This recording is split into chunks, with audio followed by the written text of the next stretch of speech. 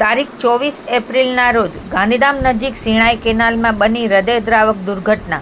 કેનાલમાં ડૂબી જવાથી પિતા અને પુત્રના મોત. સિણાઈ નજીક આવેલ કેનાલમાં બનેલી કરુણ ઘટનામાં 22 વર્ષીય પુત્ર અને 43 વર્ષીય પિતાનું ડૂબી જવાથી મૃત્યુ નિપજ્યું છે.